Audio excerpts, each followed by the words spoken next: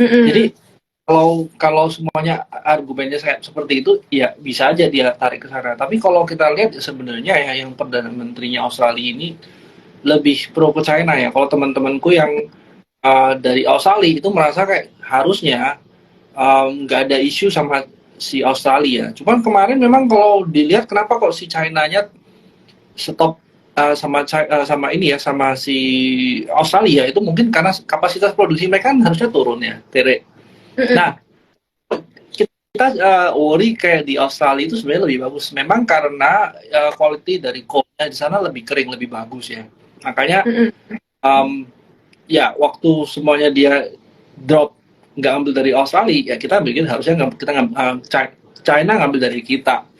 Cuman yang lebih menarik menurut aku karena dari Australia, dari China sendiri karena dia reopening ya. Dan mungkin kita bahas beberapa hal yang tentang China ya. Dari dia waktu reopening, sebenarnya dia perlu demand cukup banyak ya, lumayan masif harusnya.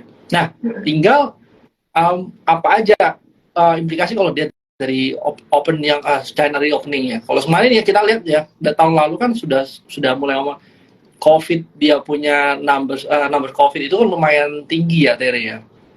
Nah, Ya. uh, belum atau enggak, ya kita belum tahu. Tapi kembali lagi, kalau kamu ingat 2019, 2020 kemarin ya, sebenarnya COVID itu mulai kencang waktu ada Chinese New Year. Nah, ini sebenarnya momennya pas lagi nih Chinese New Year. Apakah nanti mereka bakal outbreak apa enggak? Tapi once itu outbreak, otomatis ya reopeningnya enggak smooth ya, kembali lagi ya. Dan dia tuh bukan dari PPKM level 5 apa 321 enggak, tapi langsung ke nol. Nah, otomatis dari yang dibatasi sampai bebas pasti ada problem ya. Itu yang kita takutkan nomor satu. Nah, kalaupun itu kejadian, sebenarnya yang perlu dikhawatirin berikutnya adalah berapa lama dia recovery. Kalau dia recovery-nya lama, otomatis time frame berapa yang kita lihat? Mungkin ya 1 sampai 2 bulan ya. I think um, lebih cukup masuk akal ya. Ya, dikurangi semua. Nah, terus kalau memang itu udah kejadian, harusnya waktu dia mulai produksi akan lebih lumayan banyak ya di demand untuk komoditinya. Mungkin waktu dari situ harusnya ada impact bagus buat kita. Berarti kalau worst scenario dari kita berandai-andai ya, mungkin sekitar bulan Maret itu nanti Indonesia masih lebih barusan ada impact. Nah, sekarang yang sebenarnya kita nggak bisa tebak adalah gimana efeknya. Nah, kalau semuanya kita tahu efeknya, mungkin kita bisa tahu kita mau ngapain. Sekarang kan kita masih nebak-nebak dari ya, mungkin overhead di sana ya. Dari interest rate juga kelihatannya nggak akan turun in the near time, dia kalau tetap naik. Mungkin kalaupun turun itu nanti di Q4, Q3. Nah, berarti harus sekarang ini sebenarnya nggak ada good sentiment buat kita gitu. Ya, kalau ngomong Ya. China reopening terus komoditi bakal jalan, mungkin ya, tapi kembali lagi kita nggak tahu China reopening nanti bakal langsung bagus atau enggak gitu. Nah, itu aja. Benar-benar. Dan tadi ngomong-ngomong soal interest rate itu juga kemarin mungkin update sedikit makro ya dari Fed Minutes kemarin ada pembahasan dari The Fed itu. The Fed itu kembali negasin kalau tahun ini itu nggak akan ada rate cut. Jadi tahun ini nggak akan lebih agresif dari tahun lalu, di mana setiap kali ada kenaikan suku bunga itu bisa sampai 75 basis point. Mungkin akan lebih less agresif, tapi belum akan ada, ya lebih pelan, tapi belum ada rate cut tahun ini. Karena emang fokusnya untuk mereda inflasi ya. Ya, exactly. Makanya kita bicara ya, kalau kita lihat report-report dari global house luar ya, itu mereka juga punya yang sama. Mungkin akan rate cut nggak? Rate cut-nya sih nggak akan kejadian di kuartal 1, kuartal 2, mungkin ya di akhir tahun sih, Tere ya gitu ya. Ya. Nah, yang lebih kita khawatirkan sebenarnya nanti yang paling mungkin kejadian itu adalah si Eropa sama UK kan krisis ya. Walaupun number mungkin nggak begitu signifikan sampai 1% ya antara Europe sama UK, tapi efeknya ke kita apa? Yang ini kita lagi tunggu sih. Ngomong-ngomong soal Europe, sebenarnya kemarin itu kan setelah Fed Minutes, walaupun the Fed negasin soal ya tone-nya lebih ke hawkish ya, karena nggak akan ada rate cut, tapi dari globalnya itu pada hijau nih indeksnya. Dan hari ini semuanya actually hijau ya, kecuali IHSG sendiri nih. Nah itu sebenarnya ada sentimen positif juga nih dari Europe, itu kan sebelumnya ada krisis energi kan ya kok. Dan sekarang dari data-data yang dirilis minggu ini dari Prancis, dari Jerman, itu semuanya kita bisa lihat sebenarnya tren inflasinya udah melandai nih, udah turun lumayan nih. Jadi emang itu juga sebenarnya kabar baik juga sih untuk global. Iya, iya. Iya, iya. Terus juga kok mungkin teman-teman di sini pada penasaran kali ya, karena belakangan ini sebulan 2 bulan terakhir ini kan kita di sell off sama asing terus ya, terutama saham-saham big caps ini nih.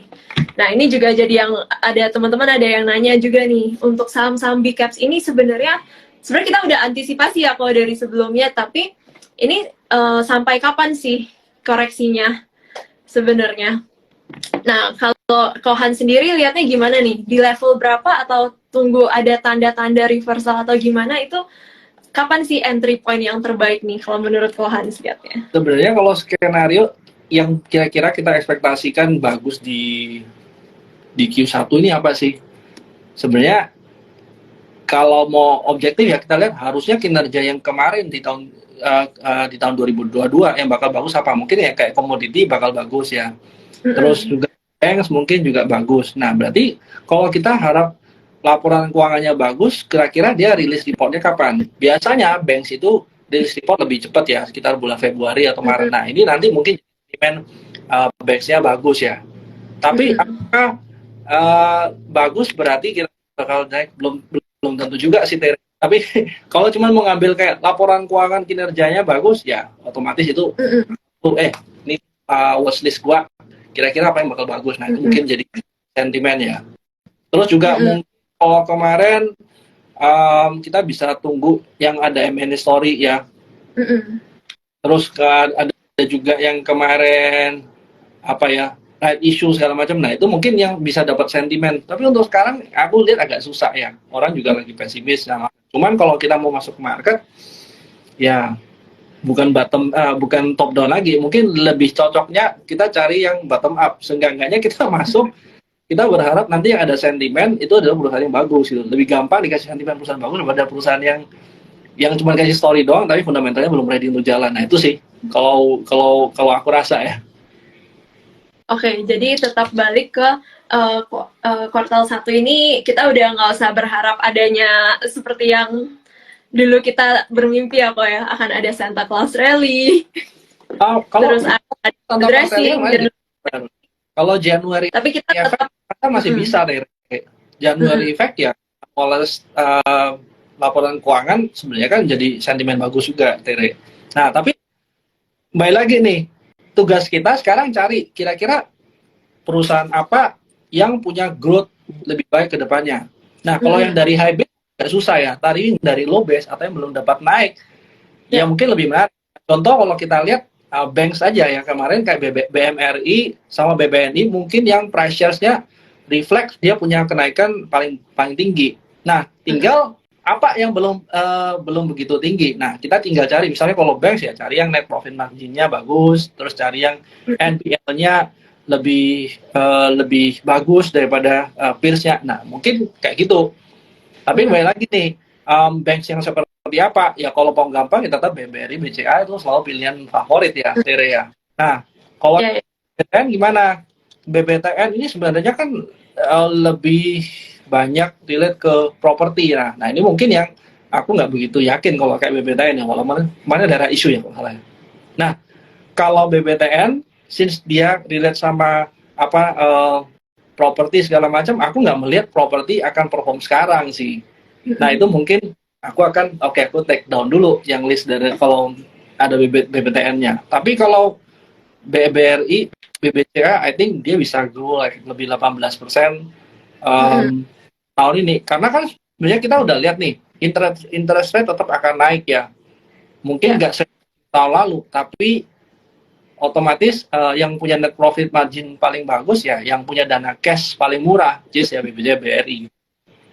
Yap. Nah, kalau aku lihatnya itu yang tadi seperti Kohans bilang nih, kayak kalau untuk banking itu masih BBRI ini kak, ini kenapa? Karena tesisnya sama ya yang tahun ini, dari kalau teman-teman udah sempat baca strategi report dari Trimega, ini untuk tahun ini kan di mana tahun Kohans. Oke, lanjut aja nih ya teman-teman. Tahun sebelum menjelang politik nih, di mana secara historis itu kan ada peredaran uang itu, di mana spending itu usually by historis itu akan meningkat nih. Nah, ini biasa menguntungkan untuk daerah-daerah terutama yang kayak yang proksinya itu ada ke UMKM atau yang mid to low segment gitu. Halo, sorry, kepencet. Kali ini kepencet ya, salah sendiri ya kali ini, bukan bandar ya. Ya benar. Tapi kalau kita lihat ya, mau lihat dari fundamental, banyak yang fundamental bagus, tapi mungkin masih turun ya. Even kayak banks juga hari ini juga dibanting ya.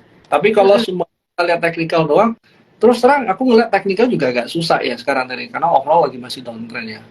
Nah mungkin kalau semuanya kita mau cari saham seperti apa yang kira-kira masih bisa naik, mungkin clue-nya adalah cari yang turunnya mulai pelan nih.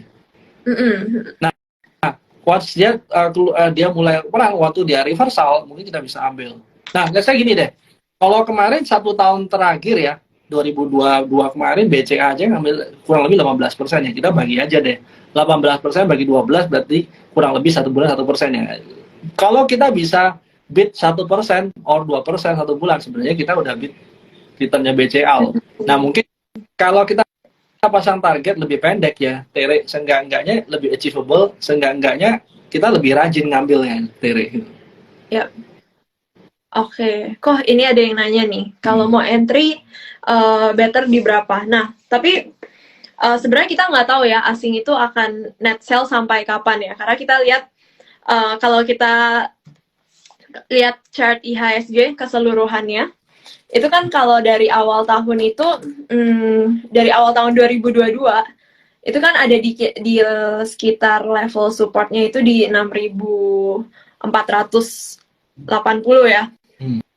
Nah, terus kalau kita lihat level sekarang, indeks kita kan hari ini tutupannya udah 6.600 nih, udah hampir ke support yang 6.400. Nah, kalau Kohans lihatnya ini, apakah kita harus antisipasi dulu nih? Apakah indeks bakal ke support berikut, baru kita mulai cicil lagi nih kalau untuk teman-teman yang mau mulai masuk ke Big Bang?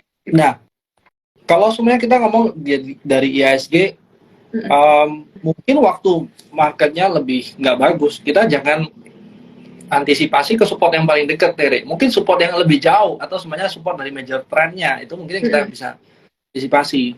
Kenapa? Karena kalau kita dia berharap dekat aja kan kita berharap oke, abis ini udah mau balik. Padahal balik lagi nih, kalau kita makan kenyang, Tere, kita mau digest makan, kita mungkin perlu waktu dulu ya, Tere ya. Sama kalau waktu barang lagi turun, orang mau absorb dari buyer, dari seller, itu juga perlu waktu.